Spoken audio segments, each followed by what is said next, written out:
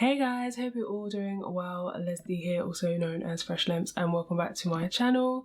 If you're not subscribed already, I would really appreciate you subscribing, and if you turn on the bell notification, you'll know every time I upload. So today I thought I would talk about the Laura Mercier Tinted Moisturizer Oil Free. So they just recently changed the packaging, gave it a little update, added some more shades. So they did change the formula in 2019, but the new version hasn't changed the formula, it's just the packaging and these new shades. I did think there were 20 shades before, but they're 20 shades now, so I'm not sure if they maybe tweaked some, removed some and added others. I'm not entirely sure what happened there, but there's 20 shades, and the two shades I have is 3W1 Bisque and 4N1, which is Wheat. Full disclosure, I have worked with Laura Mercier a number of times on my Instagram account, also through ASOS, and then also their channels as well. They haven't asked me to do this video, but the reason I have the two shades is because they sent them to me. And then I love always sharing my thoughts on foundation in particular, because I really struggle to find shades that actually work for me. I think that's why I tend to lean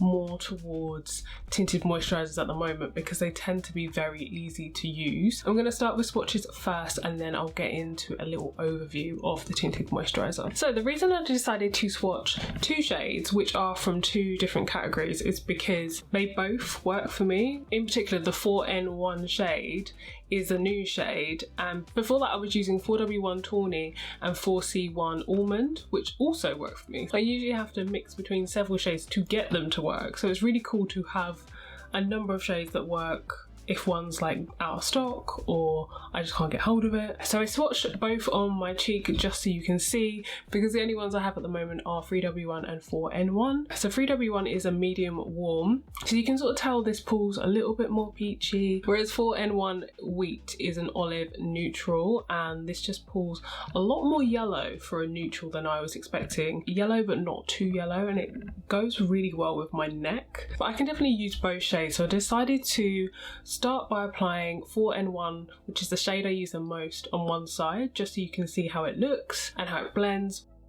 When you first pump it out, it does look very light. It does look like it's not gonna work, but the way it blends, I don't know, it's kind of like magic. I don't really understand how it works, but it just blends away into nothing. And it still looks like skin, it's not cakey, it's always like, it's kind of got this dewy, beautiful texture. I love the texture of this. And then you'll see with the 3W1 side, Bisque, which is a medium warm, that blends beautifully as well. Again, it looks quite light, it looks kind of pink when you apply it, but again it just sort of works. So they both work. Here's a side by side so you can see how they look, and there's not really massive difference in depth either. I really thought that 4N1 was going to be a lot darker than 3W1, but yeah, it's not really that different. Then I decided to blend it all out into one, so it kind of looked a bit more how I like it. Like I said, I prefer wearing 4N1 all over. So I thought I'd do a quick side by side just so you can see the coverage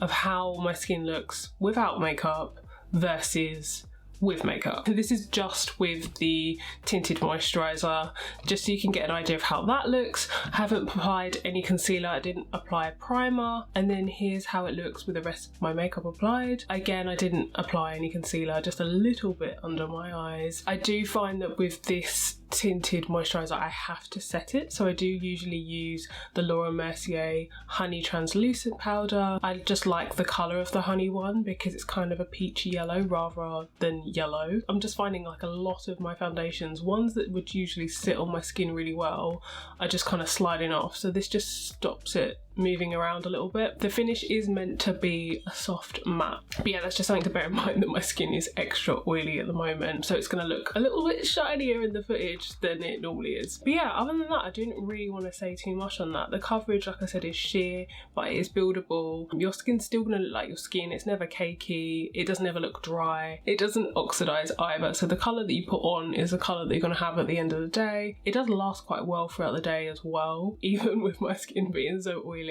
Obviously you can extend that where if you use a primer, if you set it with a powder, and then also if you use some kind of setting spray. And then the last thing I want to mention is that it does have SPF 20 in it. It does smell a little bit like sunscreen, but kind of like in a nice nostalgic way. It's not like overpowering or like a weird smell. You're never using enough foundation or enough tinted moisturizer to get the full benefits of the SPF. So definitely apply it separately, but it's a nice little added bonus. But I hope that was helpful. If you have any questions, let me know. If you like this video and found it helpful, please like it. It just helps me out in terms of knowing what content to create going forward. I think I'm going to talk more about foundations in general because I'm always trying so many because the undertone is usually so off. So I have quite a few. Thanks for watching, guys, and I'll see you again soon. Bye!